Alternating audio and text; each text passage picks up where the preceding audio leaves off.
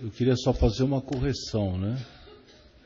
Quando o Dr. Carlos me faz um convite, para mim é muito mais que um convite.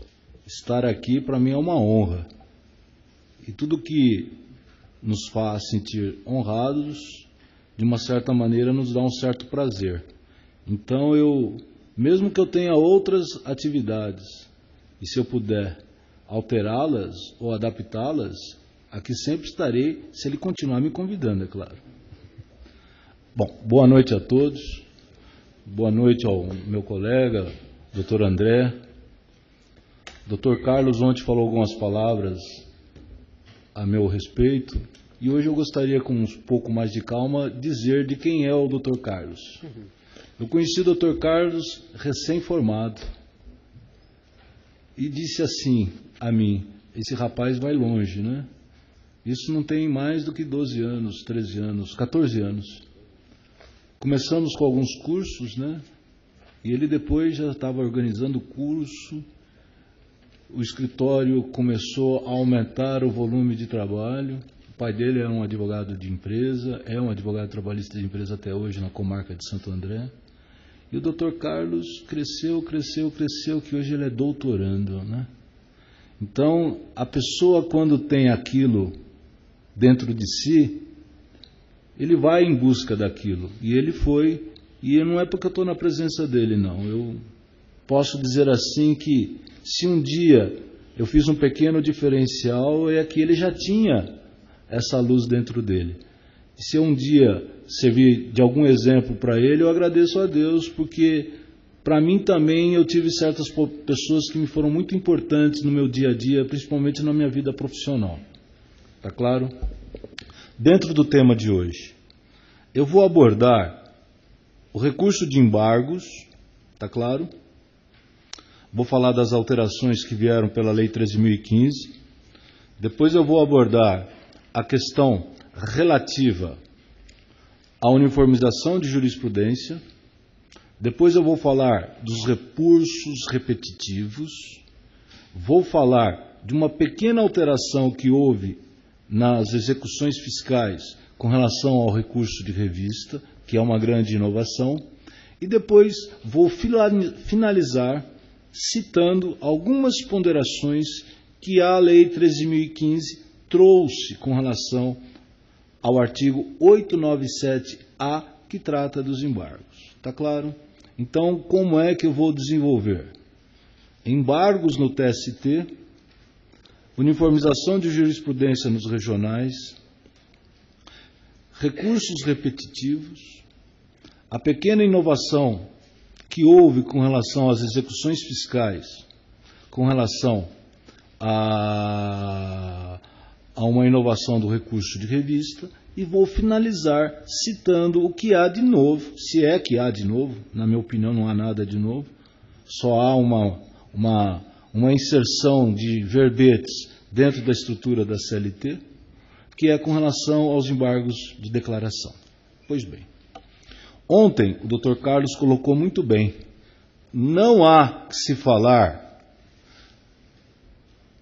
no direito da parte em desejar que a sua decisão, que aquilo que lhe é prejudicial, seja novamente revisto por um tribunal superior. O escopo do recurso de revista não é uniformizar, não é fazer justiça pura e simplesmente, não é permitir o reexame, não seria o triplo grau. É, de fato, o seu principal escopo, uniformizar a jurisprudência dos diversos TRTs. Uniformizar a jurisprudência em termos da lei material, em termos da lei processual. Está claro? Uniformizar a jurisprudência no sentido de que, como somos um Estado federal, apesar de que os Estados, como entes da federação, não podem, em tese, legislar sobre direito do trabalho, excetuando alguns aspectos, é necessário que haja um tribunal, no caso o TST, que dê a uniformização a como esses diversos TRTs entendem a aplicação da lei trabalhista. Pois bem, qual é então a finalidade do recurso de embargos? O recurso de embargos é uniformizar a jurisprudência entre as turmas do TST e das turmas do TST face à SDI. Ponto. Outrora, numa antiga redação que nós tínhamos na linha A do 896 da CLT, se podia pensar no recurso de revista por divergência entre os TRTs, de divergências entre as turmas do mesmo TRT. Isto deixou de ser possível por uma alteração que houve, se não me falha a memória, em 98. Essa possibilidade deixou de existir. Por isso que, essa alteração que houve na linha A do 896 em 1998 foi divergências entre as turmas do TST. Não serve para que eu possa levar o recurso de revista à frente se eu invocar como acórdão paradigma um acórdão de uma turma. Está claro? Porque o recurso de embargos, de fato, tem como escopo uniformizar a jurisprudência entre os TRTs. Então, outrora, eu poderia ter como acórdão paradigma um acórdão de uma turma do TST para interpor um recurso de revista. A partir de 98, isso não foi possível. Por quê? Porque o objetivo dos embargos é, de fato, uniformizar a jurisprudência dentro do TST. Ponto. Qual é a inovação que a Lei 13.015 trouxe com relação ao artigo 894, inciso 2? Duas pequenas inserções. Lá está. Súmula do Supremo Tribunal Federal, súmula vinculante, ou orientação jurisprudencial do TST. Então, veja, para o recurso de embargos, a lei é clara. Eu posso ter OJ, coisa que outrora nós não tínhamos na antiga redação. Porque, se não me engano, o artigo 894 falava em súmula ou orientação jurisprudencial. O que nós temos, de novo, de fato, é a questão da súmula vinculante. Está claro? A antiga redação do artigo 894 já contemplava a OJ 219, coisa que o recurso de revista na linha A não contemplava e nem a atual redação da linha A contempla orientação jurisprudencial. Pois bem, prosseguindo então, qual foi a alteração na linha A? No inciso 2 do artigo 894, a inclusão da súmula vinculante do TST. Súmula vinculante do STF. Prosseguindo, nós temos uma pequena inovação no parágrafo 2º do 894, que foi a inserção da inteligência do parágrafo 4º do 896 e também da própria súmula 333.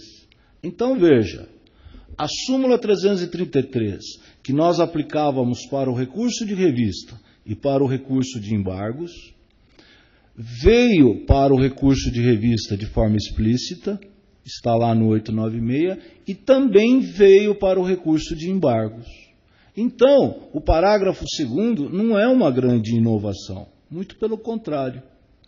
Por quê? Porque a súmula 333 já dava um diferencial.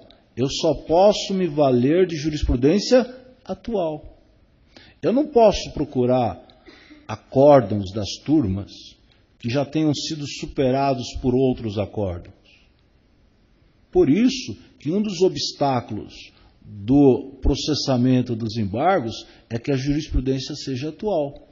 Por quê? Porque o intuito é uniformizar não entendimentos velhos, mas como as turmas do TST entendem a matéria hoje, mesmo que essa matéria não seja objeto de uma OJ, mesmo que essa matéria não seja objeto de uma súmula. É um filtro válido? Sim, Claro que é um filtro válido, porque a jurisprudência caminha, e eu não posso me valer de jurisprudência ou de emendas ou de acórdãos paradigmas para os embargos que já não estejam dentro do entendimento atual do TST. Então, neste sentido, qual seria a inovação, além de eu trazer a súmula 333, que valia para os embargos, para o artigo que trata dos embargos, que é o 894? É exatamente a inclusão da jurisprudência do STF. Esta é uma inovação. Por que esta é uma inovação? Porque, às vezes, as jurisprudências ou as decisões, seja da SDI, seja das turmas do TST, podem estar contra a jurisprudência atual do STF. Então, até ontem eu citei a súmula 401 do STF, que diz que é possível eu interpor recurso de embargos e o recurso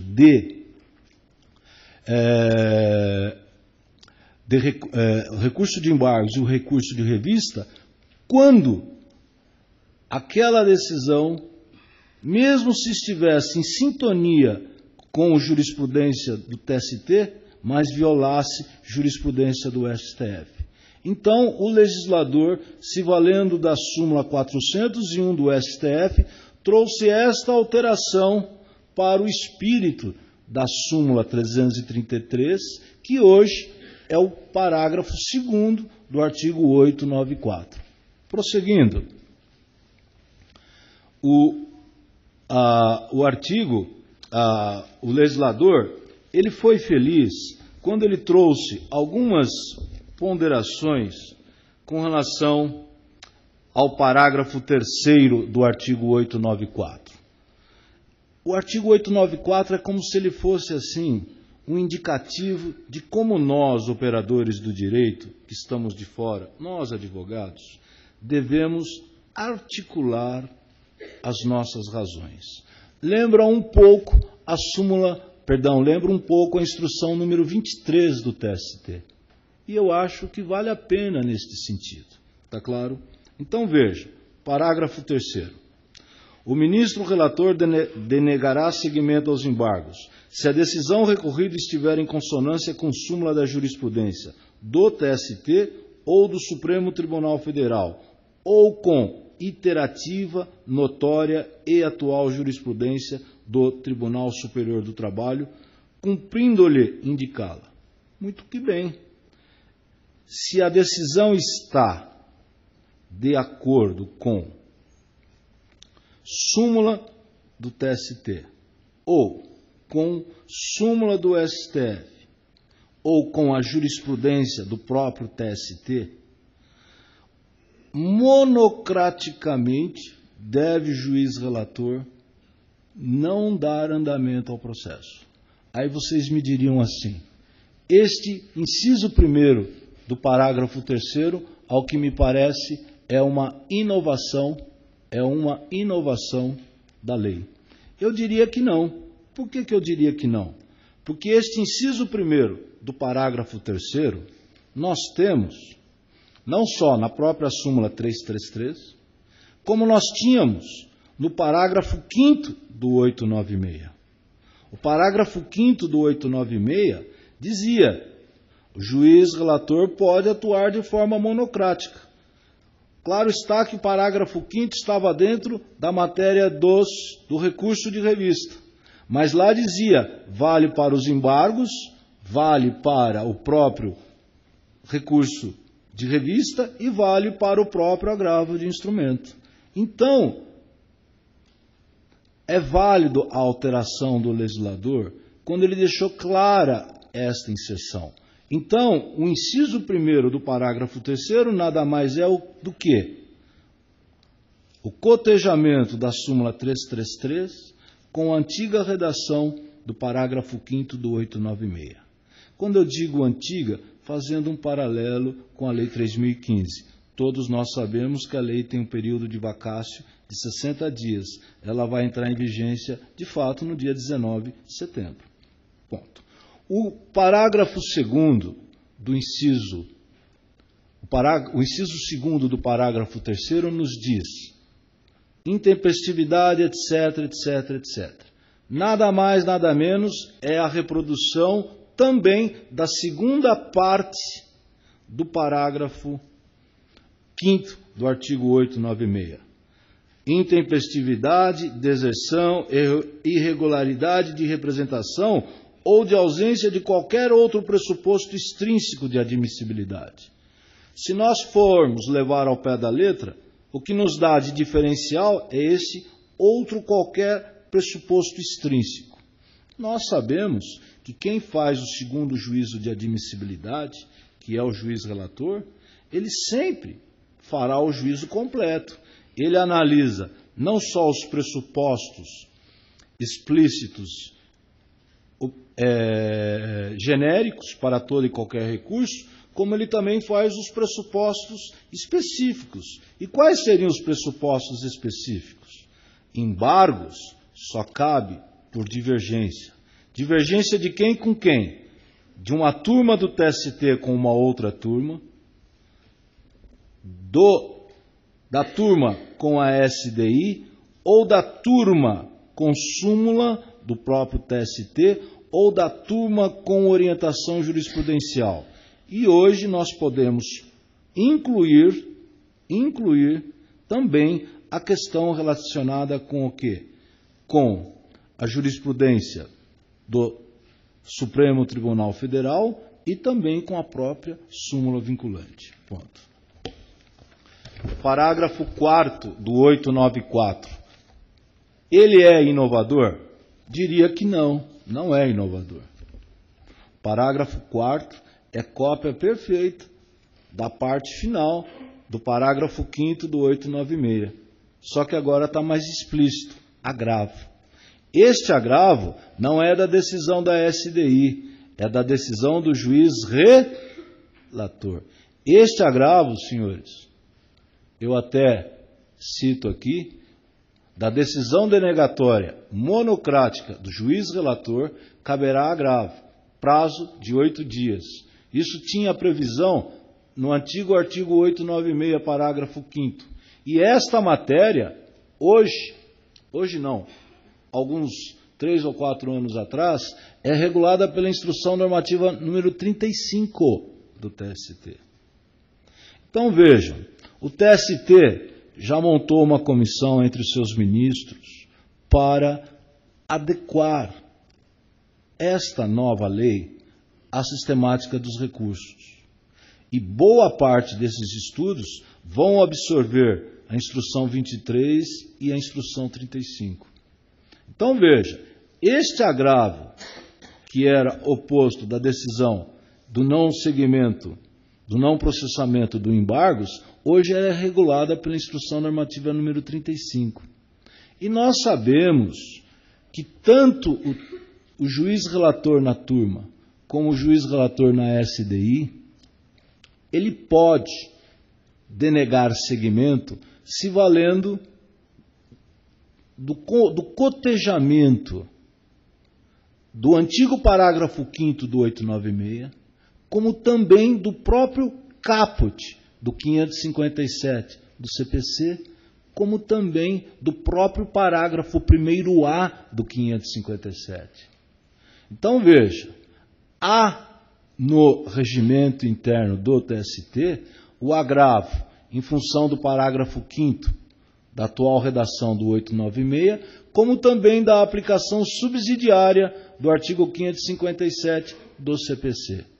Aliás, a esse respeito, nós temos a instrução número 17 do TST, que é uma instrução do ano de 2000. É uma instrução antiga, que fala da aplicação subsidiária do agravo do 557 para o processo do trabalho, contudo, faz o elastecimento. Prazo é de 8 dias, como todos os recursos trabalhistas são de 8 dias.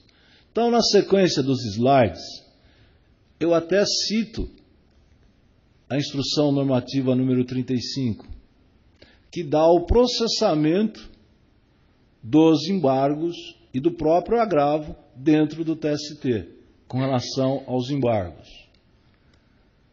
E aí eu passo agora a dizer o seguinte: vamos analisar a uniformização de jurisprudência. O que eu posso dizer para nós finalizarmos a questão dos embargos? Em primeiro lugar, o parágrafo 5º do 896 é literalmente os incisos 1 e 2 do artigo do parágrafo 3º. Está claro? Por outro lado, o parágrafo 2º do 894 é a súmula 333, acoplada à questão da jurisprudência do Supremo Tribunal Federal. O parágrafo 4º, que trata do agravo, nada mais, nada menos, é a própria reprodução da parte final do parágrafo 5º do 896. E, com relação ao inciso 2, a única inserção é a questão relacionada com o quê? Com súmula vinculante, tá certo? Então, no fundo, o artigo 894, ele não tem quase nada de novo. O que nós tínhamos dentro do sistema, em algumas instruções do TST, instrução 17, instrução 35, parágrafo 5º do 896, ele está hoje dentro do texto da lei. Se eu pudesse dizer quais são as inovações que é possível eu falar de jurisprudência do próprio STF e também da própria súmula vinculante. No resto, data máxima vênia, eu não vejo nenhuma alteração sensível no recurso de embargos. A última grande alteração no recurso de embargos foi no ano de 2007, quando deixou de se ter os embargos por violação do texto da lei, porque hoje só cabe embargos por divergência. Aliás, em 2007, com a lei 11.496, nós resgatamos a pureza dos embargos das decisões dos regionais, das decisões das turmas do TST nos recursos de revista. Porque outrora, essas hipóteses de embargos de divergência e de nulidade, nós tínhamos no artigo 3º da Lei 7.701 de 88, que lá disciplinava estes embargos. O que fez a Lei 11.497? Trouxe para o texto do 894, com uma nova redação, estes embargos que ali estavam. Porque se um dia vocês pegarem uma CLT de antes de 2007, vocês vão ver que a redação ali estava um pouco que anacrônica, tá certo? E por fim, o próprio artigo 894 trata de uma outra hipótese de embargos que não foi alterada em nada pela Lei 13.015, que é a questão dos embargos infringentes. Estes embargos infringentes somente são interpostos nos dissídios coletivos de competência originária do TST, da SDC do TST, isto quando envolver divergência entre os integrantes da SDC no tocante a cláusulas de sentenças normativas por ela proferida. Ponto. Prosseguindo, parágrafo 3º do 896. Houve uma pequena alteração, mas que não altera nada na sua essência. O parágrafo 3º do 896 continua na sua essência com o que nós já tínhamos no próprio parágrafo 3º da atual redação. Lá diz que os TRTs têm que uniformizar as suas jurisprudências. E, de fato, tem. É obrigação é obrigação dos tribunais regionais do trabalho proceder à uniformização das suas jurisprudências. Por que isto, senhores? Para que nós possamos ter uma segurança dentro do duplo grau de jurisdição. TRT de São Paulo, o maior TRT do Brasil, pelo volume de processos. Hoje, como foi dito ontem, nós temos pouco mais de 18 súmulas, e muitas delas são cópias de algumas orientações da SDI 1 transitórias. Boa parte dessas OJs, envolve a aplicação da lei estadual. Por quê? Estado de São Paulo, nós temos 2 TRTs. E nós podemos ter divergências entre um TRT e outro a respeito da aplicação da lei estadual em algumas cláusulas da Constituição Estadual ou mesmo de algumas leis, porque nós trabalhamos com o servidor público seletista. Então, nesse sentido, nós já deveríamos ter feito a lição de casa. E a atual redação do parágrafo 3º, ele está na CLT desde 98.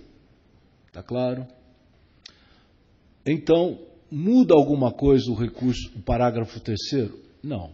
Só faz lembrar uma obrigação que nós já tínhamos. E quando eu digo, eu estou falando do Tribunal Regional, cada um. Digo do nosso TRT. Nosso TRT eu acho que não fez muito bem a lição de casa. Agora nós estamos procurando fazer. Neste ano nós já aprovamos, eu acho que 4 ou 5 novas súmulas, de temas que já estão há muito tempo na jurisprudência do TST. É cópia perfeita algumas.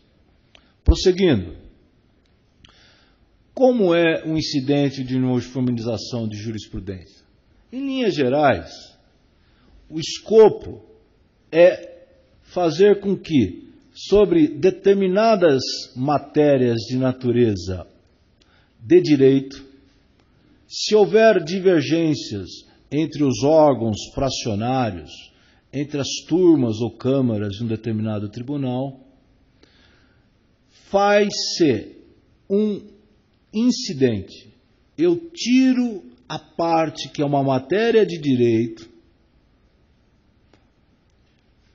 desta questão, é aprovada pelo órgão fracionário se vamos ou não fazer um incidente. Este incidente é determinado por este órgão fracionário e suspende-se o julgamento daquele recurso. E este incidente é levado regimentalmente ou para o especial ou para o pleno. O pleno vai decidir se deve ou não uniformizar aquela matéria. Se ele entender que não, no órgão fracionário, na turma ou na câmara daquele tribunal, prossegue-se com o julgamento.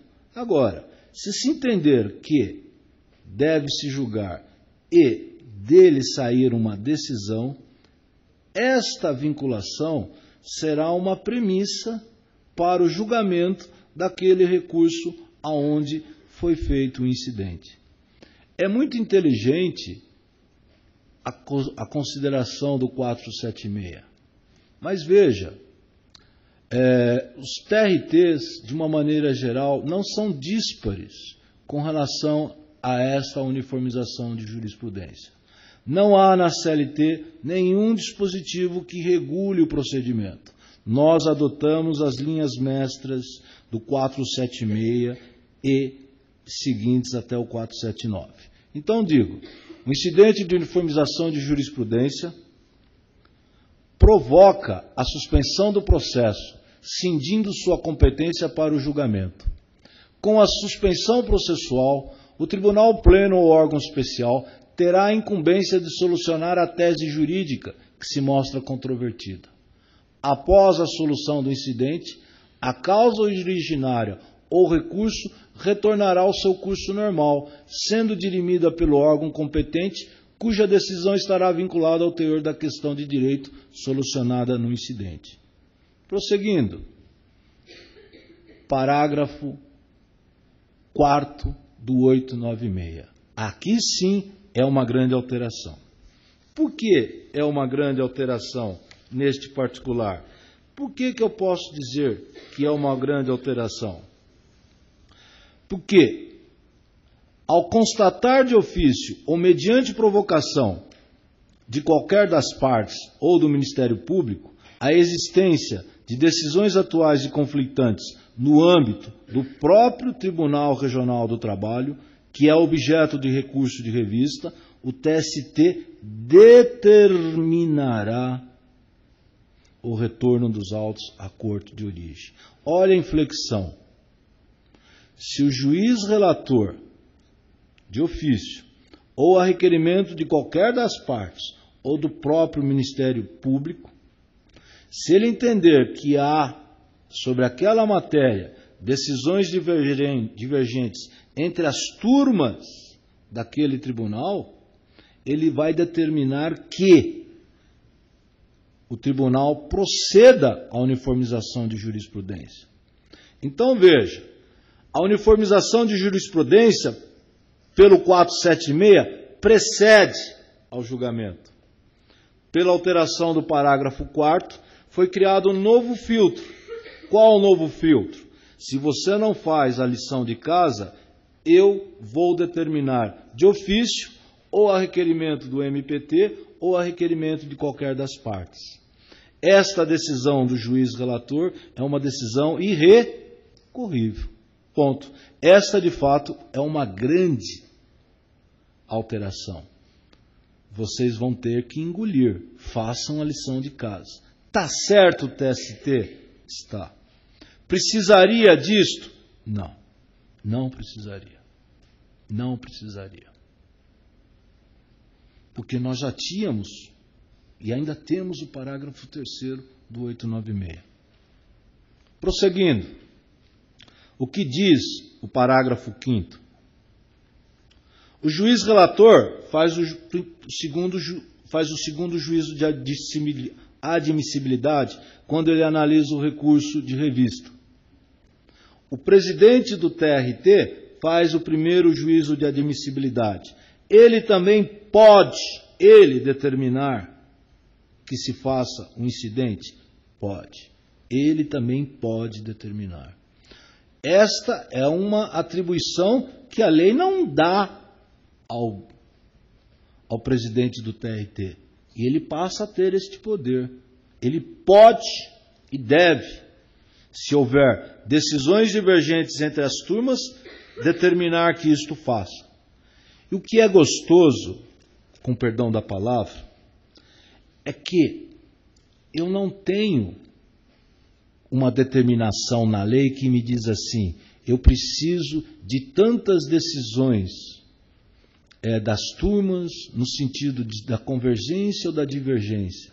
Porque se vocês pegarem o regimento hoje do TRT de São Paulo, para a parte formular um incidente de uniformização, ele precisa fazer um trabalho de formiguinha.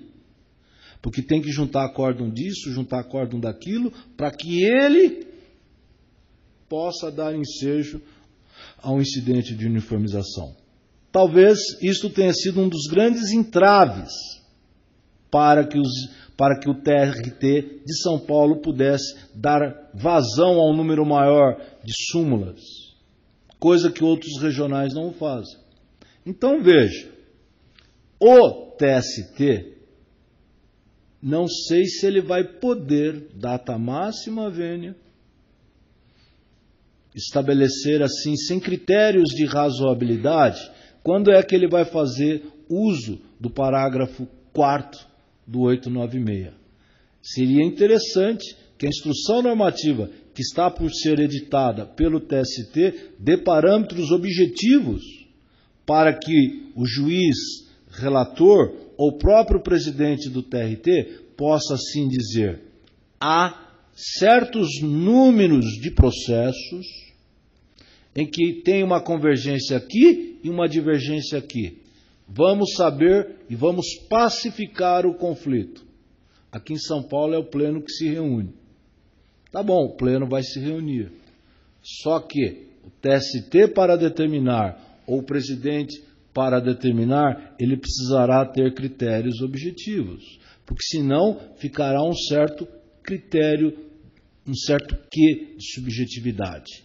Creio eu que talvez não seja a imposição tão rígida do atual regimento, mas que o TRT de São Paulo, como outros TRTs, respeitadas as suas ponderações, terão que ser mais maleáveis com relação ao número de cases dos seus órgãos fracionários, que podem ser as suas turmas ou câmaras, para que esta uniformização possa ocorrer.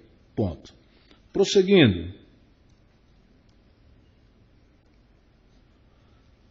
Parágrafo 6º. Após o julgamento do incidente, somente a súmula regional, porque nem todo incidente se transforma necessariamente numa súmula, ou a tese jurídica prevalecente no TRT e não conflitante com súmula ou orientação jurisprudencial do TST, servirá como paradigma para viabilizar o conhecimento do recurso de revista por divergência.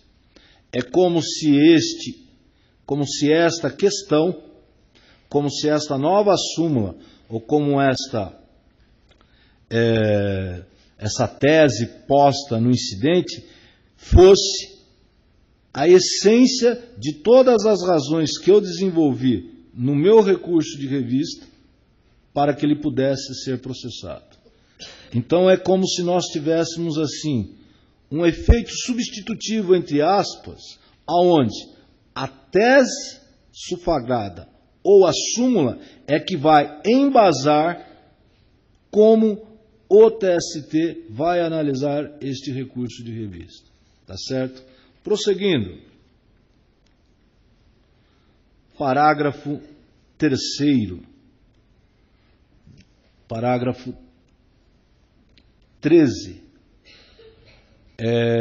do artigo 896. Este daqui, senhores, é um artigo que traz algumas reflexões. Eu vou até tomar a liberdade de ler. Dada a relevância da matéria, por iniciativa de um dos membros da seção especializada em dissídios individuais do TST, aprovada pela maioria dos integrantes da seção, o julgamento a que se refere o parágrafo 3º, um incidente de uniformização, pode estar afeto ao tribunal pleno. Veja, senhores, isso aqui é uma assunção de competência. Veja, o que em tese deve ser feito pelo TRT, pela importância da matéria, poderá ser feito pelo tribunal pleno do próprio TST. Isto se partir a iniciativa de um dos membros da SDI e desde que isso seja aprovado pela maioria dos integrantes da sessão. Senhores, eu entendo que isto é para que o TST possa se precaver de uma avalanche de recursos. É um novo filtro. É um critério diferenciado de uniformização de jurisprudência. E eu vou dizer, não é que o TST esteja se fazendo substituir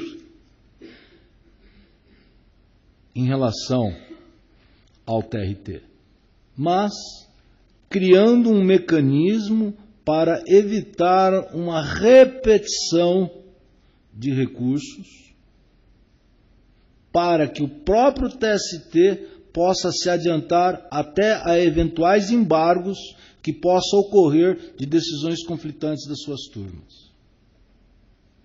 Nesse sentido, o legislador foi inteligente. Por que ele foi inteligente? Porque a matéria, ela é tão importante e que ela pode estar tendo divergência até entre outros TRTs. E para que se evite recursos de revista, chegando no TST, havendo divergências entre as turmas, e até que nós possamos ter embargos, para que depois chegue lá na SDI e depois a gente faça uma uniformização via OJ, eu breco. Opa, a SDI se reúne e diz, esta matéria tem repercussão. Um dos integrantes propõe, e a matéria vai para o pleno. Eu entendo que isto é uma assunção de competência que faz lembrar muito o parágrafo 1º do artigo 555 do CPC, só que lá fala do recurso. Aqui não, aqui fala da matéria. É interessante, é muito interessante. Eu vou abreviar N recursos de revista e vou abreviar N embargos. Creio eu que essa atitude do TST, considerando a palavra relevância da matéria, independe de que haja provocação da SDI via embargos. Porque se fosse assim, continuaria tudo como dantes no quartel de Abrantes. Por isso que está, dada a relevância da matéria. Então, essa atuação por um dos integrantes da SDI pode ser feita considerando casos que ele possa estar auscultando nos regionais ou começando a auscultar nas turmas e ele propõe, é decidido pela maioria, a matéria vai para o pleno. E lá pode se tornar já uma súmula, mesmo antes de se ter uma OJ. São matérias que interessam ao próprio Brasil por uma questão de segurança jurídica. Eu não vou nem esperar uniformizar a jurisprudência no TST via embargos. Eu já me anteponho e já resolvo tudo isto. Esta é uma grande alteração. O parágrafo 10 do artigo 896 trata de uma nova hipótese de incidência do recurso de revista. E por que eu entendo que se trata de uma nova hipótese? Porque nós sabemos que eu tenho a linha A, que é a divergência jurisprudencial, e eu tenho a linha B, que é a violação da lei. Está claro? Estou falando do procedimento ordinário, valor da causa acima de 40 salários mínimos. Nós sabemos que hoje, pela atual redação do parágrafo 6º, que foi mantida pela Lei 3.015, e face à própria súmula 442, no procedimento sumaríssimo só cabe recurso de revista se houver violação da Constituição ou de súmula do TST. É neste sentido, ponto. O que eu estou querendo dizer que é diferencial? Por quê? Porque, senhores, não é comum na Justiça do Trabalho execução com base em título extrajudicial. Não é comum. Nós sabemos que, pela redação do caput do 876, os títulos executivos extrajudiciais, por excelência, são aqueles oriundos da CCP ou de um termo de ajuste. Mas, pela emenda 45, a Justiça do Trabalho passou a ter competência para dirimir as pendências originárias das multas impostas pelos órgãos de fiscalização. E nós sabemos que esta execução segue o rito da Lei 6.830, que é a Lei dos Executivos Fiscais. Ponto. Eu tenho a certidão da dívida pública, e essa certidão tem uma presunção de liquidez, de obrigatoriedade. E eu vou me defender através dos embargos. Estes embargos não têm nada a ver com os embargos do artigo 884. Estes embargos têm a ver, sim, com os embargos previstos lá nos artigos 17 seguintes da Lei 6.830. Então, veja, eu não tenho a possibilidade de discutir uma série de circunstâncias que eu poderia ter discutido num dissídio individual comum, cujo título é um título executivo judicial. Daí, com muita razão, o elastecimento desta possibilidade, e que é uma criação do recurso de revista. Então, cabe recurso de revista quando violar a lei federal, quando envolver a divergência jurisprudencial ou quando ofender a Constituição Federal, somente com relação às execuções fiscais e nas controvérsias da execução que envolva a certidão negativa de débitos trabalhistas.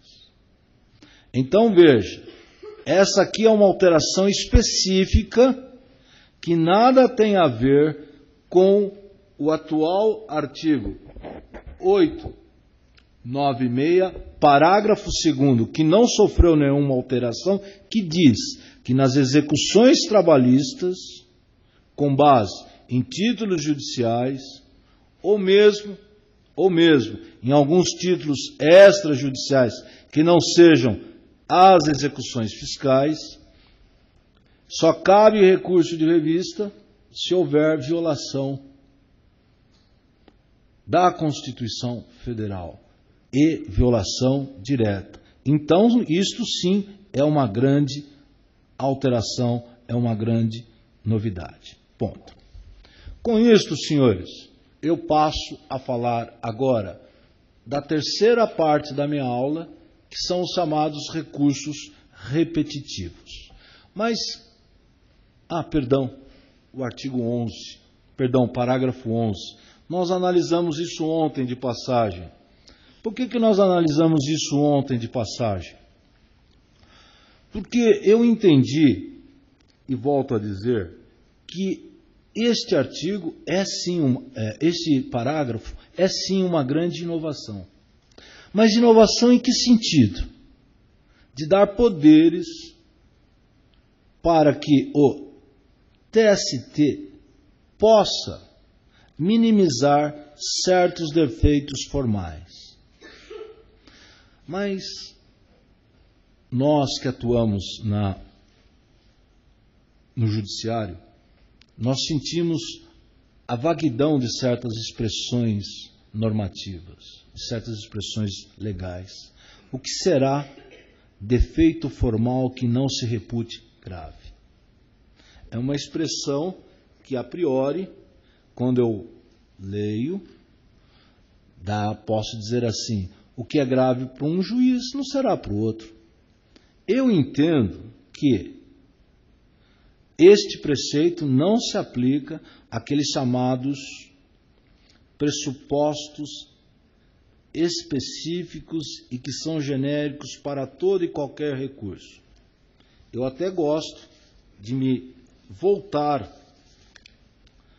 à expressão do parágrafo 3º, inciso 2 do 894. Hipótese de intempestividade, deserção, irregularidade de representação ou de ausência de qualquer outro pressuposto extrínseco de admissibilidade. Isso eu gosto. Isso aqui está no antigo parágrafo 5º do 896. Este parágrafo 11 não se aplica aqui. O que eu posso entender que este artigo vai ser aplicável é para aquelas hipóteses do parágrafo 1º-A. Por que eu estou afirmando isso, senhores? Porque, às vezes, nós temos dificuldades de articular a própria divergência e de demonstrar a divergência. Nós temos essa dificuldade. O Dr. Carlos ontem deixou muito claro, o parágrafo 1º-A é um fusionamento da Instrução Normativa 23 do TST e da própria súmula 333 da própria súmula 23 e em certos momentos da súmula 337. Isso é indubitável. Só que nós, às vezes, como operadores do direito, temos uma vontade boa de escrever e escrevemos bem, mas às vezes nós falhamos em algumas passagens. Considerando a importância da matéria, creio eu que vai ser neste momento, face às peculiaridades do processo, que o TST poderá considerar esses aspectos formais. Está claro? Veja, eu só posso ver desta maneira. Por que eu só posso ver desta maneira? Porque o início do parágrafo 11 fala em defeito formal. Está claro? Defeito formal passa pela demonstração da divergência e passa pela comprovação da divergência. Porque às vezes eu digo, a minha tese é essa, a tese do acórdão paradigma é assim. Aí eu faço o cotejamento. Em 2 quadrinhos. Se não aprenderam a fazer coluna, aprendam. Fica melhor. Duas coluninhas. E eu vou ter que demonstrar a divergência. É o famoso acórdão paradigma. Às vezes eu tenho uma certa dificuldade. Sabe por quê? Porque nem sempre a minha tese de direito, que se contrapõe à tese do acórdão recorrido, ela não está na ementa.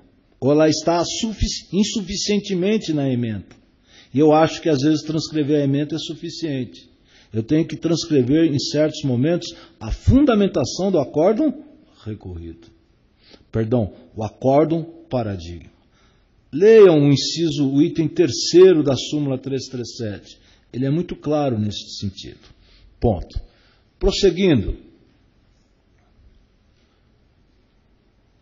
Cabe da decisão monocrática do juiz relator que indefere o recurso de revista, cabe, indubitavelmente, o agravo.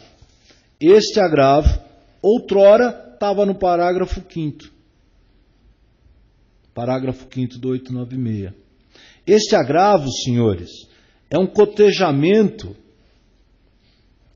do parágrafo 5º, mas também nos faz lembrar muito do parágrafo 1º-A do 557 e do caput do 557 do CPC. Lembram que eu falei a vocês da instrução 17? Então veja, da decisão relacionada com o recurso, quando o juiz monocraticamente dá provimento, apesar que aqui ele fala denegatória, porque o juiz monocraticamente pode dar provimento. 557, parágrafo 1º-A. Ou negar seguimento, caput do 557, creio eu que as duas hipóteses, dar provimento de forma monocrática ao recurso de revista, ou negar seguimento ao recurso de revista, também de forma monocrática, nas duas hipóteses, combinando o parágrafo 5º do 896 na redação atual, com o artigo 557 do CPC, desafia o recurso de agravo. Está claro? Nós sabemos que este agravo poderá ter ou não ter retratação. Da decisão da turma neste agravo, cabe embargos para a SDI. Mas a hipótese do cabimento dos embargos, não posso me fiar na literalidade do inciso 2º do 894. Seja pela atual redação ou pela antiga redação. Eu tenho que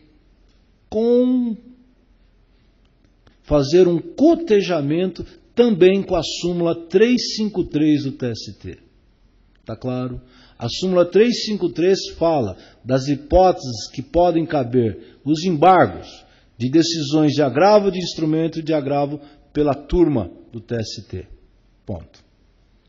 Não se esqueçam que esse agravo só cabe de decisão monocrática e embargos só cabe de decisão da turma. Entrar com embargos de decisão monocrática é erro crasso. já tem uma OJ nesse sentido e que diz que não cabe a aplicação da fungibilidade. Ponto. Prosseguindo, uma inovação legislativa.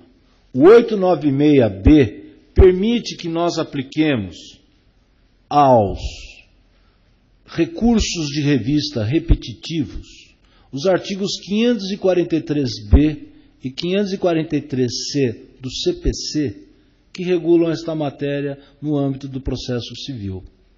Vamos aplicar no que seja compatível. Aplicação da inteligência do artigo 769 da CLT. Ponto. Prosseguindo. O artigo 896 da nova lei regula as hipóteses que nós podemos chamar assim de recursos repetitivos. Por que ela regula? Porque não basta só falar que vamos aplicar o 543B e o 543C. Seria interessante que o próprio legislador balizasse algumas regras específicas dentro da estrutura da CLT. Mas se nós combinarmos e analisarmos o 543B e o 543C, quase nada difere do que está hoje nos vários parágrafos do 896C. Porque o 896C criou um novo filtro, que é a matéria relacionada com os recursos de revista repetitivos. Então veja, parágrafo 1º do 896. Parágrafo 1º do 896. Eu estou no caput. Quando houver multiplicidade de recursos de revista com base em idêntica questão de direito, a questão poderá ser afetada à SDI ou ao Tribunal Pleno, por decisão de maioria simples de seus membros. Então veja, isso aqui faz lembrar muito a questão relacionada com o artigo 555, parágrafo 1º do CPC. Isso aqui é uma forma de assunção de competência. Quem passaria a analisar os recursos de revista seria o Tribunal Pleno ou a SDI. Isto faz lembrar muito o parágrafo 13 do 896. No parágrafo 13 do 896, eu vou criar uma súmula. Agora, aqui, eu não vou criar uma súmula. Eu vou julgar o recurso. Por que eu vou julgar o recurso? Pela multiplicidade de recursos que haja com base em idêntica questão de direito. Este é um filtro que se chama assunção de competência e que está basicamente lá no artigo 555, que nos faz lembrar parágrafo 1º do CPC. Está claro? O requerimento pode ser formulado pelo ministro da SDI. Isto depende da relevância da matéria ou da existência de entendimentos divergentes entre os ministros dessa sessão ou das turmas do tribunal. Competência. Trata-se de um incidente de competência, assunção de competência. Quem não era, passa a ser. Parágrafo 1º. Por indicação do juiz relator do recurso de revista, o presidente da turma, ele também pode indicar, ou da SDI, também poderá afetar um ou mais recursos representativos da controvérsia para julgamento pela SDI ou Tribunal Pleno. Então veja, não só o integrante da SDI pode requerer que um recurso fique afetado. É o que nós chamamos de recurso amostra. Esse recurso amostra, ele vai influenciar todos os demais recursos que estejam lá nos regionais para subir ou que estejam em trânsito nas turmas do TST ou na própria SDI do TST. Eu faço uma assunção. Esse recurso é o recurso amostra. Com ele eu resolvo qualquer pendenga, desde que haja identidade de matéria e que seja matéria de direito. Ponto. Prosseguindo. Se o presidente da turma ou da SDI que afetar processo para julgamento sobre o rito dos recursos repetitivos, deverá expedir comunicação aos presidentes de turma ou da SDI, que poderão afetar outros processos sobre a questão para julgamento conjunto, a fim de conferir ao órgão julgador visão global da questão. Inteligente essa questão, porque às vezes eu posso ver uma determinada questão de direito por vários ângulos. E se todos esses ângulos envolverem uma matéria de relevância e for uma questão de direito, por que eu vou só julgar um? Vou pegar mais do que um recurso amostra. Vou ter alguns recursos amostras e vou levar à apreciação da SDI para que ela se manifeste sobre essa questão. Ponto. Prosseguindo. O presidente do TST oficiará aos presidentes dos regionais para que suspendam os recursos interpostos em casos idênticos aos afetados, como recursos repetitivos, até o pronunciamento definitivo do TST. Aqui nós temos um represamento. Caramba, eu tenho um caminhão de recursos nos regionais. Por que eles vão subir se eu estou com um recurso amostra sobre a mesma matéria? Vamos sobrestar esses processos. Isso é possível? Sim. Parágrafo 3º do 896. Prosseguindo. Parágrafo 4º do 896. Caberá ao presidente do tribunal, ao TRT, admitir um ou mais recursos. Aqui, se a SDI pode escolher um recurso amostra, ou o presidente da turma do TST pode escolher um recurso amostra, isso também pode ser feito até pelo presidente do tribunal de origem. Ele vai encaminhar ao TST este recurso amostra. Isso é uma forma de antever discussões que estejam por lá chegar. O TRT vê que certas matérias aqui estão sendo polêmicas. Ele pode represar vários recursos de revista, selecionar alguns que haja essa identidade e remetê-los e encaminhá-los para o TST, para que o TST se pronuncie. Os que ficarem aqui ficam represados. Também é uma forma de recurso repetitivo. Pode ser instaurada no TST como no TRT. Ponto. Prosseguindo.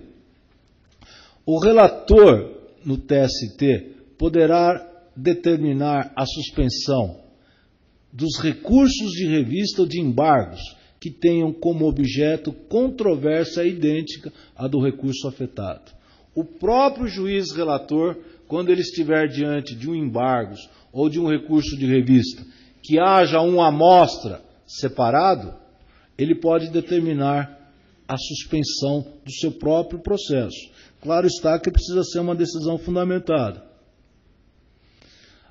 Os parágrafos 6º a 10 do 896, eles disciplinam o processamento de como a SDI ou o pleno do TST vai julgar esse recurso amostra, que é o recurso afetado.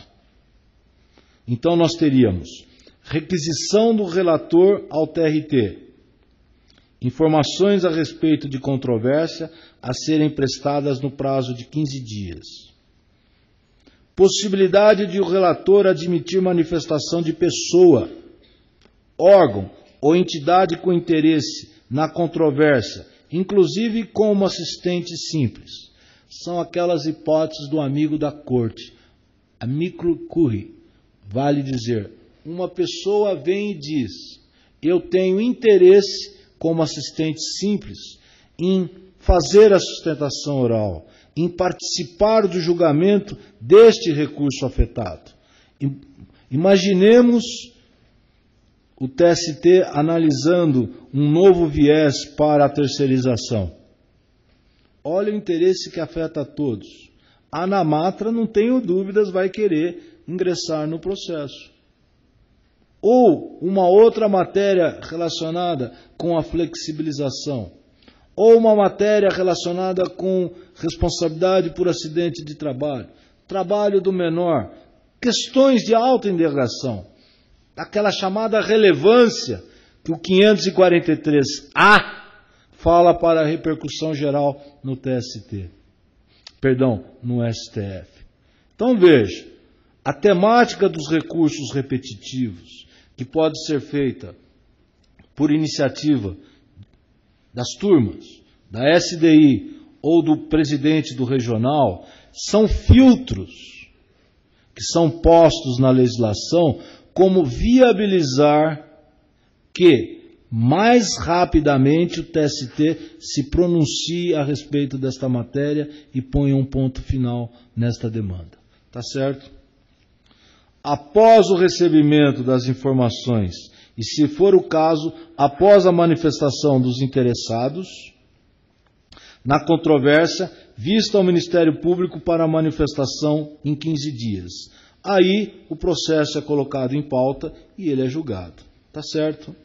Então veja, isto é importante e traz repercussões para o TST e os recursos repetitivos, em especial o recurso de revista. O parágrafos 11 e 12 do 896C trata de como é que ficam os recursos sobrestados no TRT, face à decisão do TST nesse recurso amostra, nesse recurso selecionado. Então diz assim: terão seguimento denegado os recursos sobrestados se o acórdão recorrido coincidir com a orientação a respeito da matéria no TST. Neste caso, este recurso que foi denegado vai caber agravo de instrumento, 897 da CLT. Agora, haverá novamente o reexame pelo TRT se a fundamentação do acórdão recorrido divergir com a orientação do TST nesse recurso amostra. Caso seja mantida a divergência no acórdão recorrido, haverá o exame de admissibilidade do recurso de revista, o qual será efetuado pelo presidente do TRT. Em qualquer das hipóteses, sempre será necessário, de uma forma direta ou indireta, o cotejamento da decisão que saiu do recurso repetitivo em confronto com aquilo que nós chamamos dos recursos sobrestados. Se o acórdão recorrido estiver em consonância com o acórdão, com a posição deste recurso amostra, o recurso simplesmente é denegado o seguimento. Isso pode ser feito pelo próprio presidente do TST, do TRT. Desta decisão cabe agravo de instrumento. Agora, se o acórdão recorrido está divergindo da orientação do TST, neste caso, a turma que prolatou o acórdão recorrido vai se analisar novamente. E se ele mantiver o acórdão recorrido, quem fará o recurso de admissibilidade do recurso de revista será o presidente do TRT. Se ele indeferir, coisa que vai ser muito difícil, quase impossível, caberá agravo de instrumento. Muito difícil. Vai haver o processamento normal. Porque veja, senhores, nós já temos um filtro pré-existente, que é a decisão da SDI ou do Pleno com relação ao recurso amostra. Ele já se pronunciou, ele já analisou. Se o TRT permanece recalcitrante, me desculpe, é fazer letra morta de toda a alteração. Infelizmente, nós, juízes do segundo grau, não podemos mais ser rebeldes. porque nós podemos ter que engolir um incidente de uniformização, ou nós vamos engolir uma nova posição do TST num recurso amostra.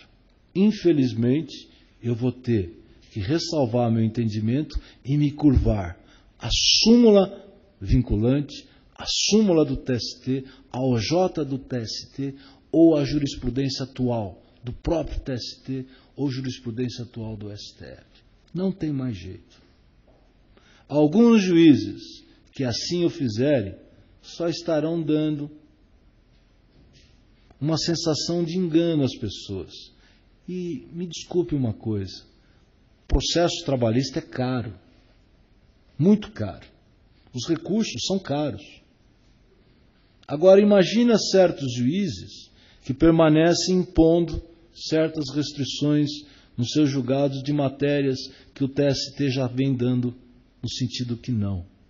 A parte não vai ter dinheiro para recorrer. O que vai aumentar são as ações rescisórias por violação literal da lei. Acredito eu que há uma certa razoabilidade nesse sentido. Há, nos parágrafos 13 e seguinte, acomodações entre o recurso repetitivo e o recurso extraordinário. A lei é quase que autoexplicativa, não há muitas diversões. Então veja, o julgamento do recurso de revista repetitivo não obstará ao conhecimento de eventuais recursos extraordinários sobre a questão constitucional. Por quê, senhores? Porque o recurso de revista e os embargos, em tese, trabalham com matéria infraconstitucional. Então, o sistema dos recursos de revista repetitivo não podem prejudicar eventuais recursos extraordinários quando a questão for de natureza constitucional. Está claro? Parágrafo 14 fala do recurso repetitivo e o recurso extraordinário, falando que o TST também pode represar certos recursos extraordinários até que o STF se pronuncie. Aí lembra muito o 543B. E por fim, a grande inovação, que se é uma inovação, faz-nos lembrar os embargos de declaração. Os embargos de declaração sofreram uma pequena alteração. O parágrafo único da antiga redação se transformou no parágrafo 1º, que diz assim: os erros materiais poderão ser corrigidos de ofício ou a requerimento de qualquer das partes. É a influência do artigo 833 da CLT. Trata-se de repetição do parágrafo único. Não mudou nada. Aí vem o 897A, parágrafo 2º. Eventual efeito modificativo dos embargos de declaração somente poderá ocorrer em virtude da correção de vício na decisão embargada e desde que ouvida a parte contrária no prazo de 5 dias. Aqui, senhores, nós temos os embargos declaratórios com efeito modificativo por uma omissão ou para indicar a correção de um vício. Súmula 278. Só que eu preciso obrigatoriamente fazer o contraditório. Eu entendo que esse contraditório é obrigatório. Sabe por quê?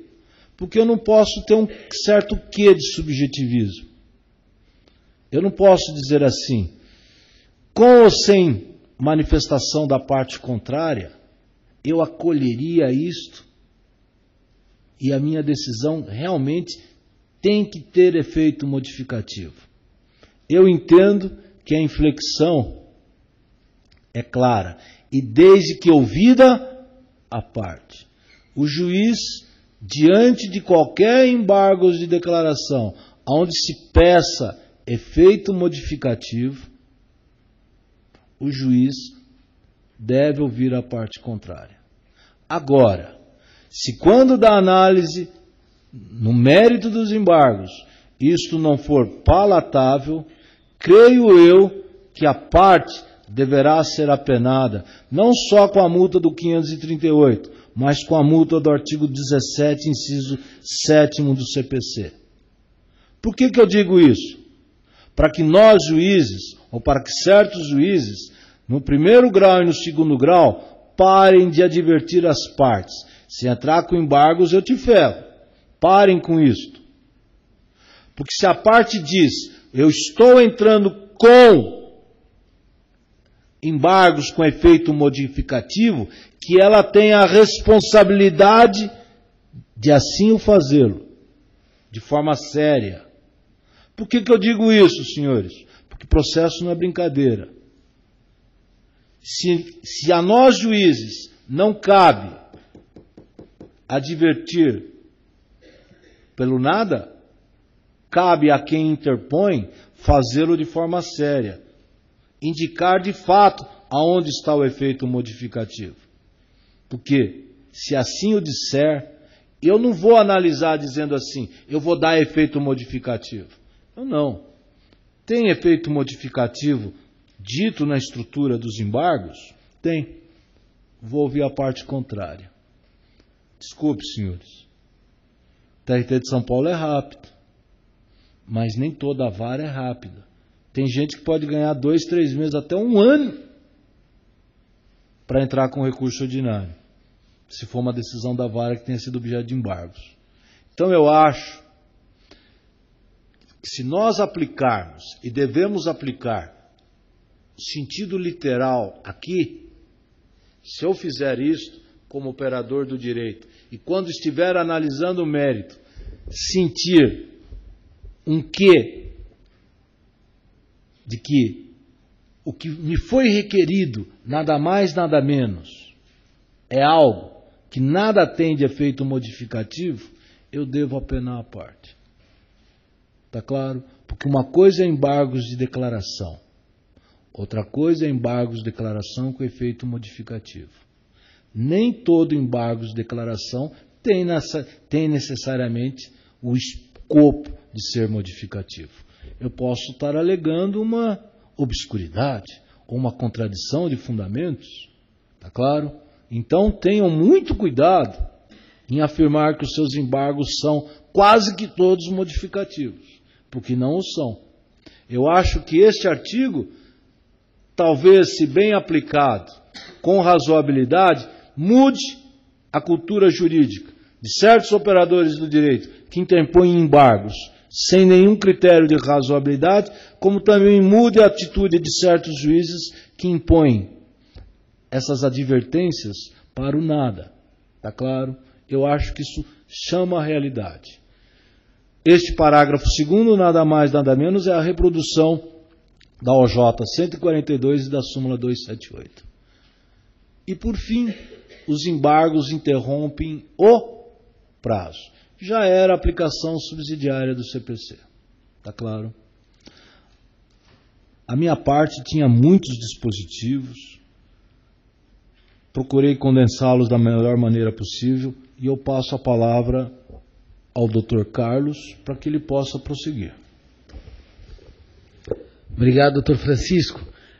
Antes de passar para as perguntas que eu estou recebendo aqui do pessoal do telepresencial e aqui do pessoal da ASP, vou passar a palavra ao Dr. André. Se o Dr. André quiser fazer algumas observações, algumas colocações, fique à vontade.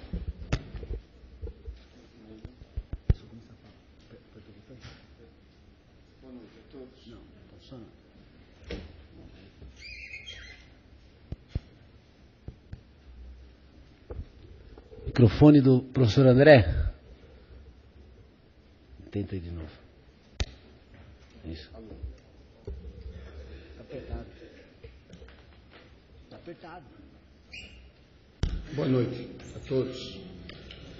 Primeiramente quero agradecer ao Dr. Carlos da ASP por aqui estar e quero aproveitar o ensejo para cumprimentar o Dr. Francisco pela aula que deu para a gente aqui, lembrando a vocês que eu estou do lado de um especialista em interposição de recursos de revista e estou do lado de um desembargador que analisa os recursos de revista. Então, eu sou do primeiro grau, lembrando, né? Então a gente não está acostumado a mexer com recursos de revista. Eu tenho alguns comentários para fazer, doutor Francisco, e na questão do artigo 897, o último que o doutor Francisco comentou, eu penso igualmente a ele. Aqueles que estão acostumados a ver as minhas sentenças sabem que eu não advirto parte na eventual oposição de embargos de natureza protelatória. Nas minhas sentenças não consta, então eu concordo literalmente com o doutor Francisco. Fica aquela impressão de que você não pode embargar.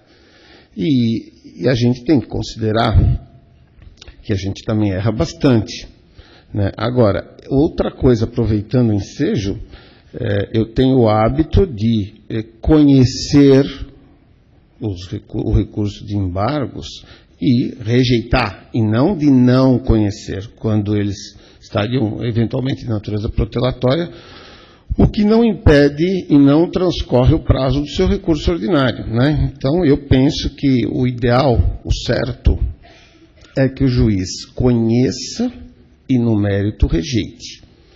E, eventualmente, doutor Francisco, acontece algumas vezes também conhecer e prestar algum esclarecimento sem nenhum efeito modificativo.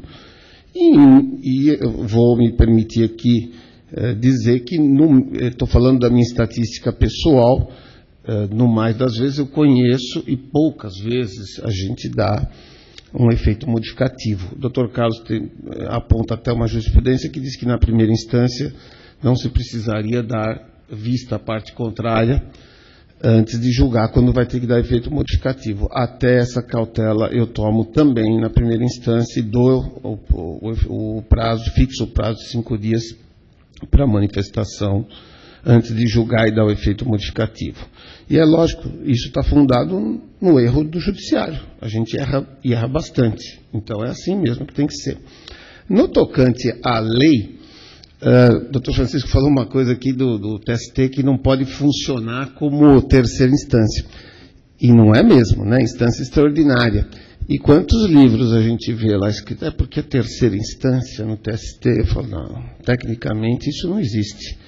O TST não é terceira instância mesmo. Agora, há uma falácia, né? A falácia que eu conheço é aquela que diz que a verdadeira justiça se faz na primeira instância. Doutor Francisco, com todo respeito, eu não concordo com isso. Para mim, a verdadeira justiça se faz na segunda instância.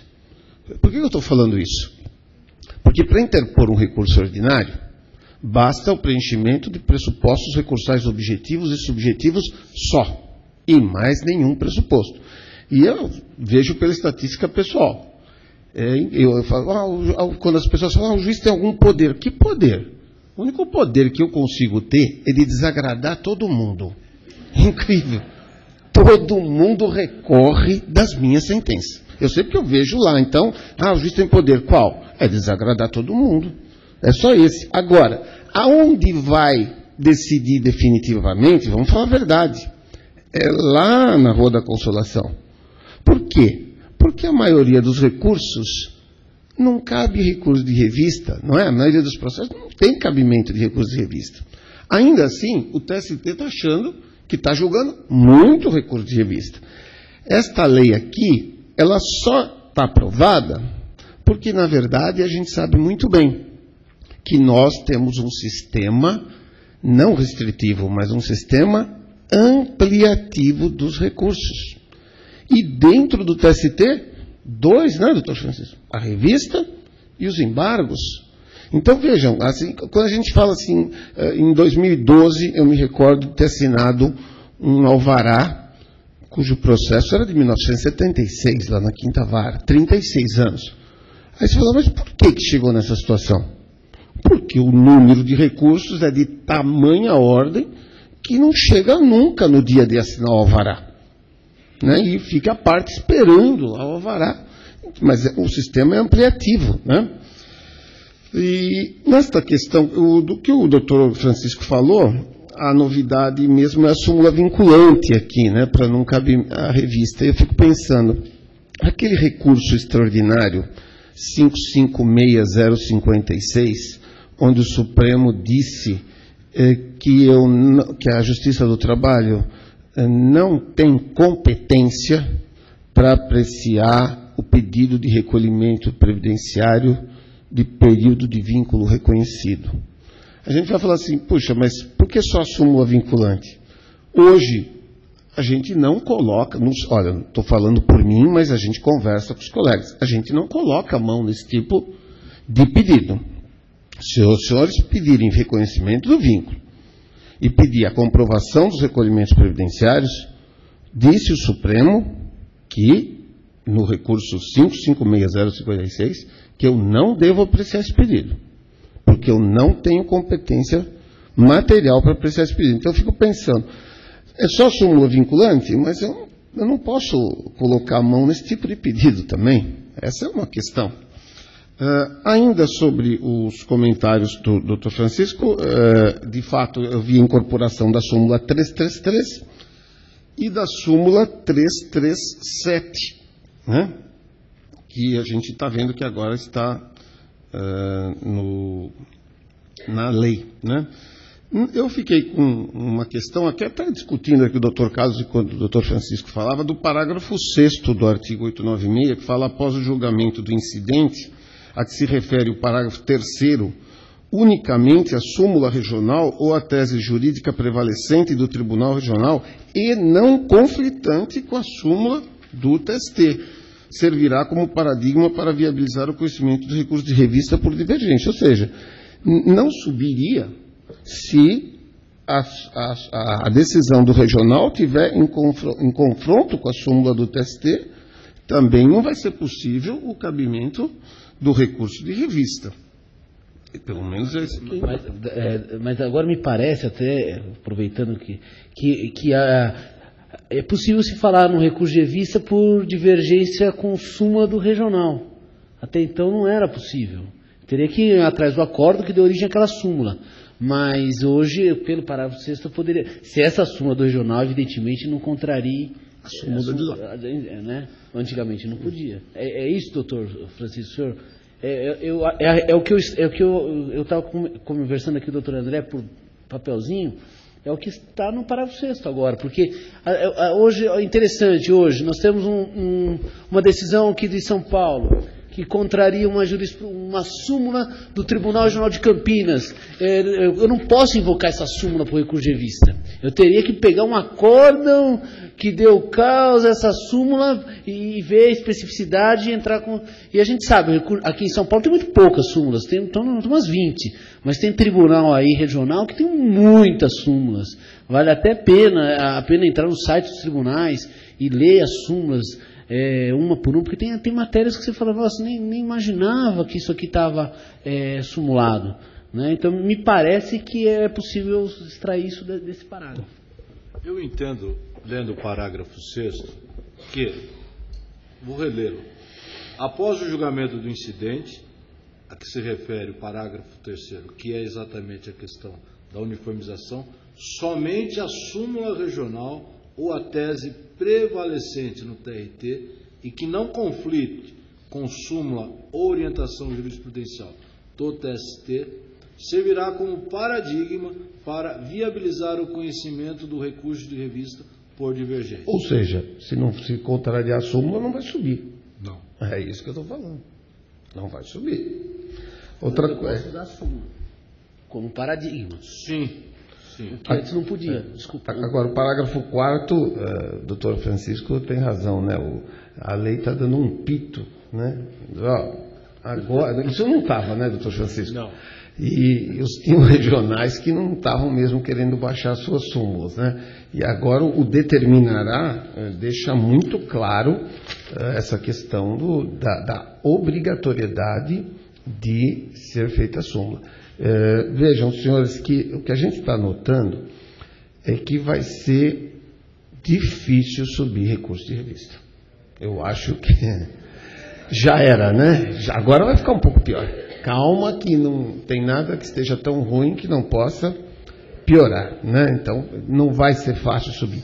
Quanto ao parágrafo 11, doutor Francisco, eu falei com o doutor Francisco, ele estava falando que ele fez uma menção ao parágrafo primeiro, né? Primeiro A, do 896. Agora, eu perguntaria depois, o doutor Francisco poderia responder para a gente, se eu poderia considerar um defeito formal o recurso sem assinatura. E aí? Né? Dá para aproveitar? Será que eles vão baixar aqui para... ou eles vão dizer não? É inexistente, né? Eu acho que, bom, pode ser. Mas é que a lei não diz o que é defeito formal. O doutor Francisco alentou aqui que ele acha que é o parágrafo 1A do 896. Mas é entendimento, e eu acho que o dele é válido, mas eu acrescentaria se não seria o caso também deste, né? É que hoje, no PJE, né, e a tendência a ser eletrônico, vai estar tudo assinado, né? Bom, digitalmente, é claro, mas vai estar. Para finalizar, porque realmente a matéria é difícil e deve ter um monte de pergunta aí, tem uma questão aqui, doutor Francisco, que o doutor Carlos vai se apegar nisso, mas ele vai se agarrar nisso aqui, para dizer que aquele um ou mais recursos, se eu conheço ele, vai ter que ser o dele. Ou seja, um ou mais recursos, quantos? 5, 6, 10. Aí ele vira, olha, mas eu sou aqui o 11º, tem uma questão aqui, que nesses 10 não tem, está só no meu. Eu fico imaginando os recursos de revista do Dr. Carlos agora, tentando mostrar que o dele tem que ser aquele um ou mais, naquele grupo para ser apreciado. Já te conheço, então eu acho que essa questão vai ser interessante, né? E vejam, quando o Dr. Francisco fala do represamento, quando eles decidirem lá, aquilo que está represado vai ser uma canetada só, né? Decidiu lá, né, doutor Francisco? É uma canetada. E eu acho assim, no final das contas, quando eu falei que a verdadeira justiça se faz na segunda instância, não na primeira, é porque, na verdade, a tendência seria, sim, do jurisdicionado concordar com a decisão do tribunal, que é uma decisão em segunda instância, um processo já apreciado em 2 oportunidades. É isso que eu queria falar, doutor Carlos. Eu vou fazer uma pergunta, vou começar com o pessoal do telepresencial. Doutora Bruna Mello, de Ribeirão Preto, ela pergunta para o doutor Francisco. Doutor Francisco, são cabíveis embargos de declaração de decisão do Pleno que não conhece o incidente de uniformização de jurisprudência? Se sim, é possível lhes conferir efeito modificativo? Eu acho que embargos de declaração cabe de qualquer decisão, monocrática ou colegiada, fase de conhecimento, fase de execução, dissídio individual, dissídio coletivo ou aquelas ações em que tratem com os demais outros direitos meta-individuais. Embargos de declaração cabe em qualquer hipótese de decisão judicial. Inclusive, mesmo que não seja sentença ou acordo, basta que seja uma decisão interlocutória. Claro está que os pressupostos específicos são aqueles: obscuridade, omissão ou contradição, ou que haja algum problema na análise dos pressupostos extrínsecos, se for uma decisão em nível de recurso que não dê conhecimento ao recurso. Creio eu que, dependendo da natureza da omissão, se ela comportar um efeito modificativo, deve ser dado ciência à parte contrária e o tribunal se posicionar a esse respeito. Eu acho, senhores, que reconhecer o erro é um ato de cidadania e de importância. Está claro? Agora, um detalhe importante que o doutor André falou. Ele disse que na segunda instância que se faz justiça. Eu só concordaria com o que ele disse se nós dessemos uma visão melhor para a assistência judiciária e o depósito recursal para microempresários ou para empresas que estejam em dificuldades. Porque o inciso 8º do artigo 3º da Lei 1060 permite que, se a pessoa tiver em dificuldades, E lá não diz se é pessoa física ou pessoa jurídica, diz para todos, mesmo porque o artigo 5º, se eu não me engano, o inciso 74, que trata dessa matéria, fala da assistência jurídica integral.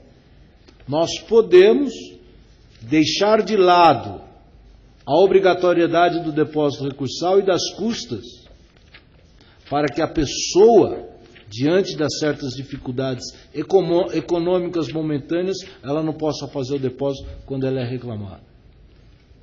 Está claro?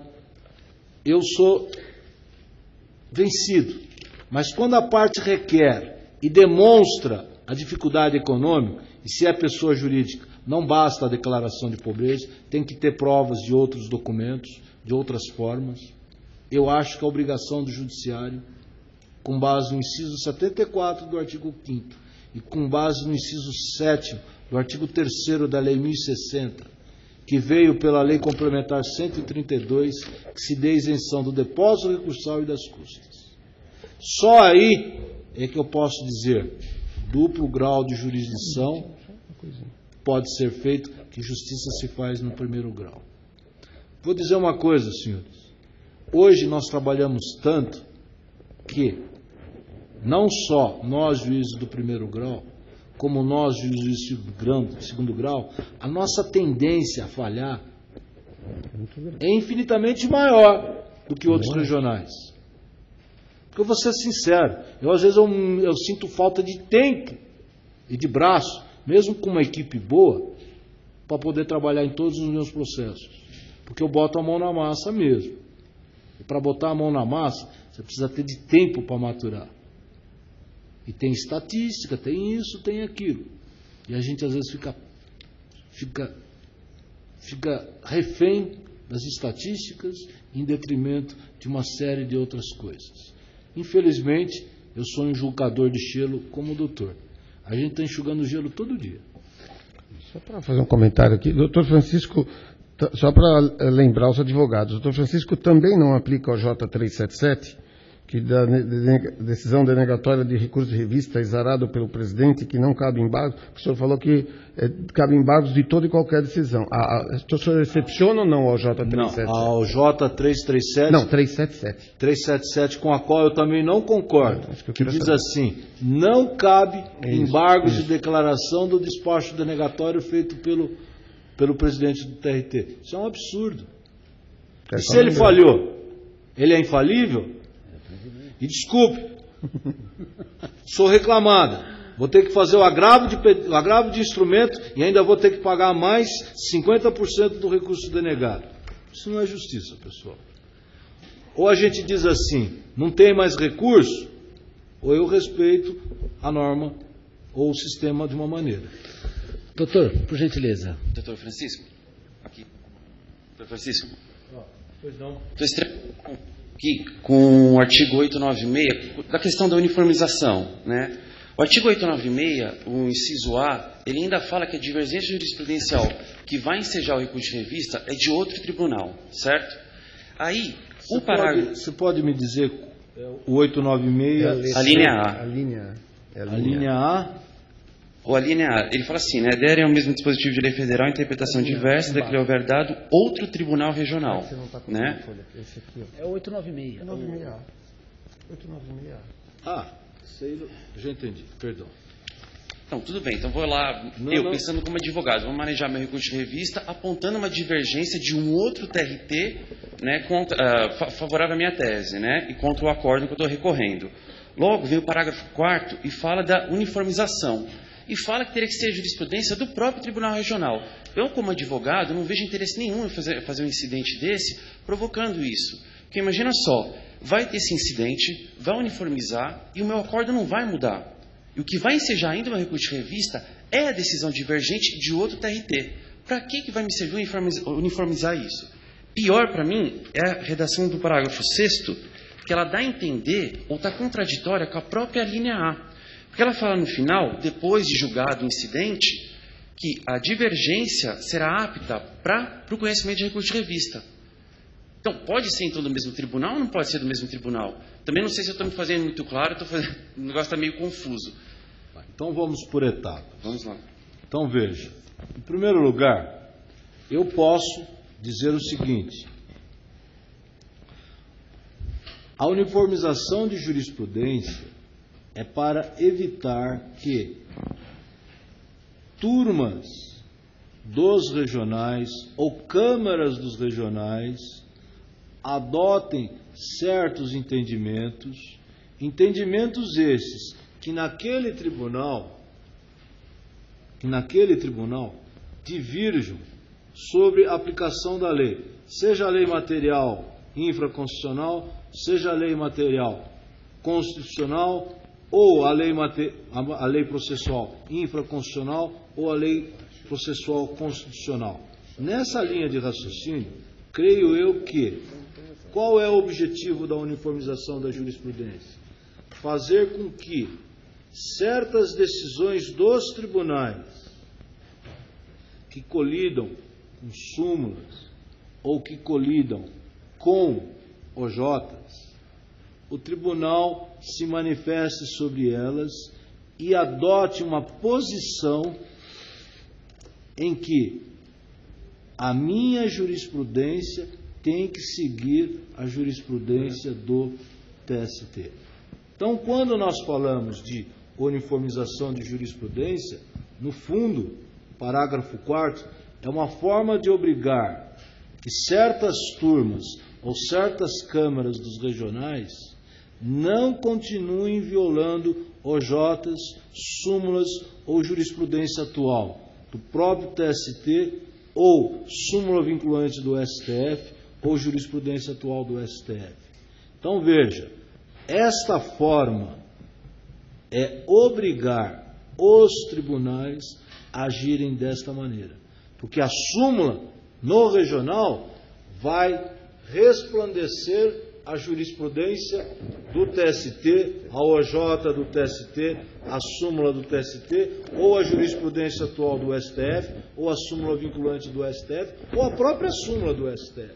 Então, nesse aspecto, é um filtro para que as decisões, por si só, não sejam violadoras de súmulas. E nós temos muitos regionais que violam súmulas, que não aplicam súmulas. Isso aqui é uma forma oblíqua de chamar a chamada responsabilidade institucional. Nós temos que ter uma prática jurídica. Qual prática jurídica? Não adianta dar uma sensação de vitória. Eu preciso dizer e respeitar o posicionamento dos tribunais regionais. De uma forma, eu entendo que isso aqui é engessar, mas a tendência, infelizmente, é engessar. Então, é nesse sentido que eu interpreto o parágrafo 4 em consonância com toda a sistemática recursal do TRT para o TST em dissídio individual, que é o recurso de revista e que é o embargos da turmas do TST. Ponto. Com relação ao parágrafo 6º que você colocou, e que houve uma outra colocação inicial do Dr. André, entendo eu que eu tenho que analisar o parágrafo 6º dentro do contexto. Eu até li e vou reler novamente. O que vai servir como ponto de fundamentação é a súmula regional ou a tese jurídica prevalecente. Essa é a linha mestre que vai servir, para o recurso de revista, desde que isso não colida com OJ ou com súmula do TST. Por quê? Porque a ideia do parágrafo 4º, combinado com o parágrafo 6º, e dentro da linearidade de toda a sistemática recursal, é fazer com que a jurisprudência dos regionais ou dos órgãos fracionários não sejam rebeldes face à jurisprudência do TST. Então, nesse sentido, é que eu posso dizer assim, qualquer decisão do TRT que colida com uma súmula do próprio TRT, que por sua vez não viole outros entendimentos do STF, pode ensejar recurso de revista. Exatamente. Doutor, vou fazer uma pergunta aqui do pessoal. É uma exceção para fazer valer a própria sistemática e a harmonia do sistema. Se fosse assim, eu continuaria tendo sentenças. Eu posso dar um acordo, a minha turma pode dizer assim: eu não aplico a súmula 18, eu não aplico a súmula 18, eu não aplico a súmula 18 do TRT que diz, não cabe o 389 e o 404. Eu estou até com um problema interno com o meu, de quem eu reviso. Ele dá, eu também dou, eu entendo que isso é cabível, mas não dá mais. Porque senão nós vamos dar, desculpa, às vezes, se está dando pano para a manga, para a pessoa emplacar um RR, sendo que há outros pedidos que não levariam ao RR. Não fez claro? Pergunta aqui do doutora Paula Veiga Rodrigues do Amaral, de Coronel Fabriciano, Minas Gerais. Na decisão que denega segmento a RO, que não recebe, alegando deserção, por exemplo, por suposto defeito de irregularidade no preenchimento da guia, cabe agravo? Ou qual decisão caberia? Veja, qualquer decisão que indefere o processamento do recurso ordinário, se ela é feita pelo pelo juiz da vara, cabe agravo de instrumento. Está no 897 da CLT. Aliás, o agravo de instrumento cabe em 3 hipóteses, salvo o melhor juízo. Denegatório do RO pelo juiz da vara, denegatório do agravo de petição pelo juiz da vara, ou denegatório do RR pelo juiz titular, pelo presidente do TRT. São as 3 hipóteses mais comuns de recurso de revista. De agravo de instrumento. Agora, a pergunta dela também pode ser assim: e se monocraticamente o juiz relator no TRT denegar seguimento ao RO? Nesta hipótese vai caber o agravo. E este agravo não é do 896, parágrafo 5º, não. Este agravo é o agravo da inteligência do 557 caput do CPC ou 557, parágrafo 1º-A do CPC. Isto por aplicação da inteligência da súmula 17. Então, veja, se o juiz relator no TRT, ao apreciar um RO, ele denega seguimento, eu não vou entrar com recurso de revista. É uma decisão monocrática. Eu entro com agravo. E da decisão da turma no agravo, aí eu posso pensar no recurso de revista. Está claro? Agravo, que eu falo do 557 ou do parágrafo 5º do 896, que agora está no parágrafo 4º do 894, e se eu não me engano está no parágrafo 11 ou 12 do 896, ainda não deu para decorar os parágrafos, esse agravo cabe de decisão monocrática. Ponto. Doutor Amaro Marim Lasco, de Marília. Havendo decisão de turma do TST que viole súmula do TST e, ao mesmo tempo, dispositivo constitucional, seria cabível embargos e recursos extraordinários simultaneamente? Essa pergunta é uma pergunta interessantíssima. Os senhores sabem que eu posso ter, numa mesma decisão de turma, para o mesmo capítulo. Quando eu chamo capítulo, eu chamo causa de pedir e um pedido. Eu posso ter matéria infraconstitucional e matéria constitucional. Como eu posso ter matéria infraconstitucional e matéria constitucional para capítulos distintos da própria decisão da turma? Por que eu falo isso?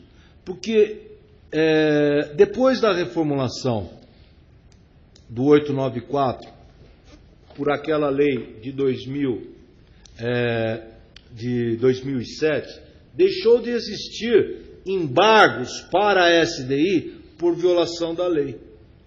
Então, veja, muitas decisões que eram infraconstitucionais e que eu só estava discutindo violação da lei, eu não conseguiria mais entrar com embargos. Então, acabou embargos. De nulidade, né? Chamados embargos de nulidade. Agora, eu poderia ter, para o mesmo capítulo, ou para capítulos distintos, matéria constitucional. Então fica aquela dúvida. Se ainda remanescer matéria constitucional, eu entro com embargos, e depois da decisão dos embargos, eu entro com matéria, com RE, discutindo não o acórdão da SDI, mas o acórdão da turma. Eu vou ser sincero. Quando a matéria envolver aspectos distintos, me acompanharam? A causa de pedir e o pedido envolver matérias distintas, creio eu que para a matéria constitucional da decisão da turma seria interessante entrar com recurso extraordinário. Agora, quando a matéria constitucional e a infraconstitucional estiver imbricada a mesma causa de pedir, eu entraria com embargos e só depois da decisão da SDI eu entraria com RE. Está claro? A esse respeito, a jurisprudência do TST não se posicionou ainda.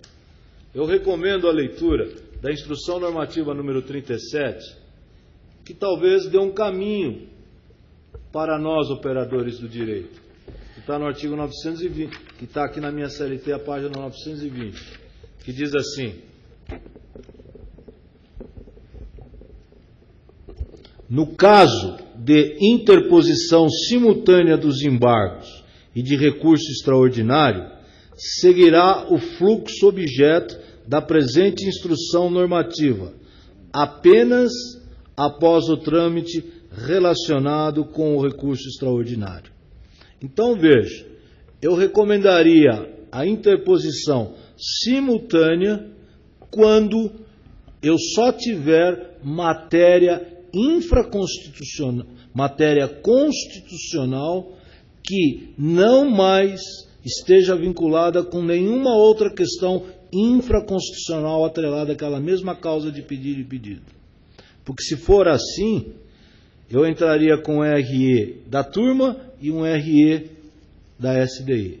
Então, veja, só para que eu deixe mais claro, matérias distintas da decisão da turma e que sejam distintas com relação à causa de pedir e pedido, se ainda remanescer questão infraconstitucional, eu levo com embargos para a SDI. Agora, se eu tiver capítulo específico para a questão constitucional e que nada tem a ver com o que eu ainda possa discutir via embargos, eu já entraria com recurso de revista, e esse recurso de revista vai ficar sobrestado até que eu resolva a questão relacionada com os embargos. Está claro? Isso é importante para que a gente deixe bem claro, porque às vezes eu posso ter causas de pedir e pedidos aonde eu tenho matéria infraconstitucional e matéria constitucional simultaneamente. Ou um acórdão onde eu só tenha matéria constitucional. Por que eu vou embargar?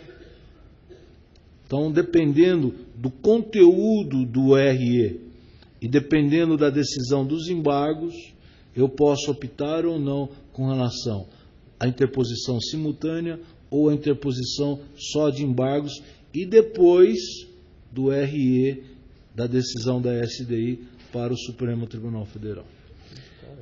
Doutor Francisco, o doutor Leandro Castro, de Porto Alegre, pergunta: considerando que geralmente o recurso de revista possui multiplicidade de objeto, como compatibilizar o sobrestamento dos recursos repetitivos que possuem mais de um objeto?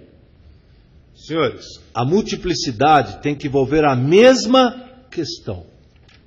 Se um recurso tiver outras matérias que não demandem essa questão repetitiva, creio eu que nós vamos fazer uma grande injustiça se nós sobrestarmos esse processo. Olha o que diz o parágrafo 16 do 896C, está na tela. A decisão firmada em recurso repetitivo não será aplicada aos casos em que se demonstrar que a situação de fato ou de direito é distinta da articulada no processo julgado sobre o rito dos recursos repetitivos.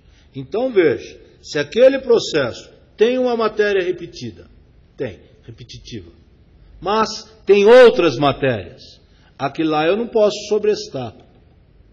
E, aliás, não pode ser nenhum recurso à amostra. Aquele processo vai seguir o rito normal. Agora, pode ser que eu tenha vários processos iguais, aquele que envolva todas aquelas matérias. Aí eu posso criar um novo lote de processo à amostra e de processos represados, de sobrestados. Esse é o espírito do 543B e do 543C, combinado com o próprio parágrafo, com a próprio 896C da CLT. Bom, senhores, são muitas as questões aqui, mas em razão do adiantado da hora eu vou encerrar e me comprometo amanhã a responder todas por e-mail. Aquelas que forem destinadas ao Dr. Francisco, eu encaminho para ele também responde. Quero agradecer a presença de todos, todos os colegas que estão nos assistindo pelo sistema telepresencial, agradecer aqui a presença do Dr. André Cremonese e do Dr. Francisco Ferreira Jorge Neto, em nome da diretoria da ASP, diretoria cultural da ASP, gostaria de agradecer por ter aceito o convite e ter aí nos brindado com os esclarecimentos a respeito dessa lei. Muito obrigado e boa noite a todos. Obrigado.